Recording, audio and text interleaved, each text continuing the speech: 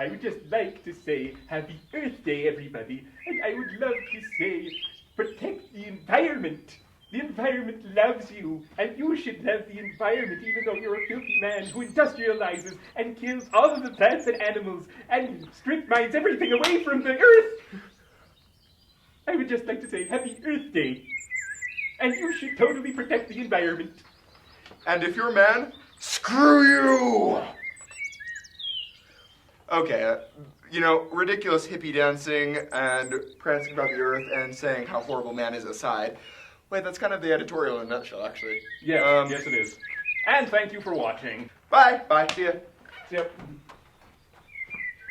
All right, fine. Still have more to do, still have more material. Okay. Let's talk about movies here. That's something we do frequently. Without further ado, environmentalism. With Earth Day on April 22nd. I sure hope it's April 22nd, otherwise we're going to look very, very stupid. Environmentalism in film. So, I'm sure we've all seen films like Ferngully, or Once Upon a Forest, or Free Willy! That won't even count, I hate that movie. Avatar. Good or bad Avatar? Not That's a loaded question. Okay, everyone, really fast. Good Avatar. Bad Avatar. Calm. Breathe. Breathe. I'm good. Breathe. Focused, find my inner zen. Yes. Breathe, be at peace. Yes, I need a joint. Hey, it's legal now in some states. Environmentalism as a theory stems from the idea that nature has more of a place and function and action within our world than we normally give it credit for. Industrialization kind of said that nature was our slave, and that doing anything to it was good in the name of man. And there were many movies that showed mankind conquering the forest and conquering nature. These movies were typically in the earlier 1900s, in the earlier era of movie making. But then there became a bit of a counterculture movement that was brought with the 60s, 70s era of environmentalism that started to gain some traction, especially in the 80s. And that's where we get our environmentalist films.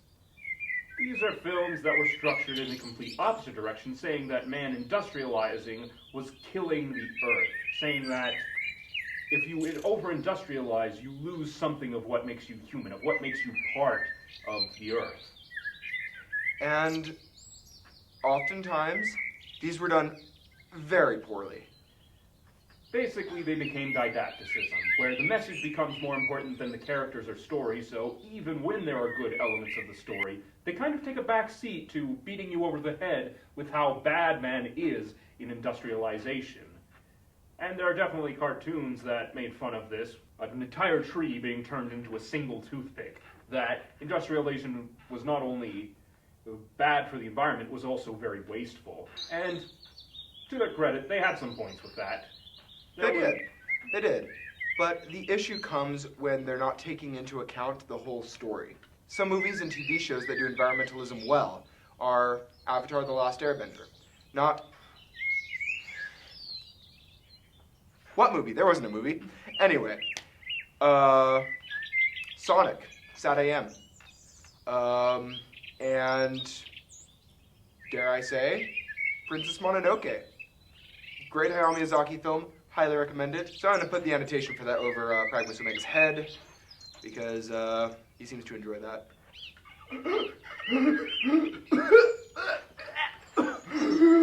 Environmentalism in film, it has this undertone of being very poorly made and very irritating, grating. It gets under your skin. It becomes more about the message, which is not the best way of storytelling. And there are people who will make arguments that film is a teaching tool and that film should be an experience that leaves you better.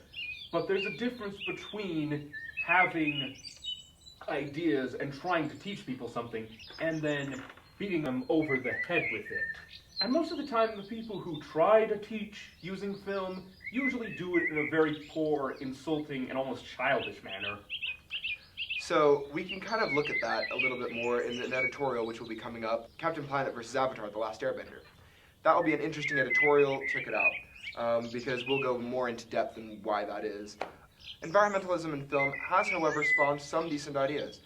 For example, Avatar, the environmentalist message is handled poorly, but the effects are amazing and it broke new ground in CG and visual effects and what they're capable of. And environmentalism as a theory does run deeper than the simple message that you should save the trees. Environmentalism as a theory can inspire a lot more creative uses of the setting of a film, or of a TV show, or even of a simple story.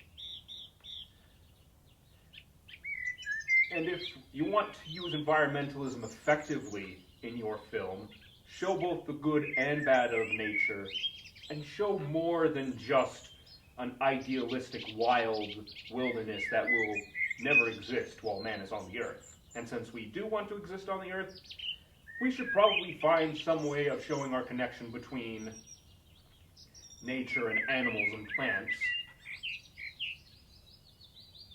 And you can use this effectively.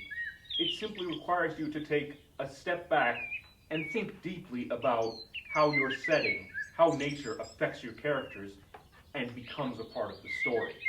It shouldn't be just a simple backdrop like a green screen. It should be part of the world and a part of your characters. If you can do that, then environmentalism can be used more effectively. So in a nutshell, what we want to say here is save the environment, but hey, save our films. We have so many good things and bounteous things that the earth gives to us every day. We owe the environment at least our care and love. So this Earth Day, try to think of ways to conserve and save the environment, but at the same time, try not to make crappy films about it, okay? Nobody likes it. And we'll leave it at that. I'm Pragmus Alpha. I'm Pragmus Omega. Insert catchphrase.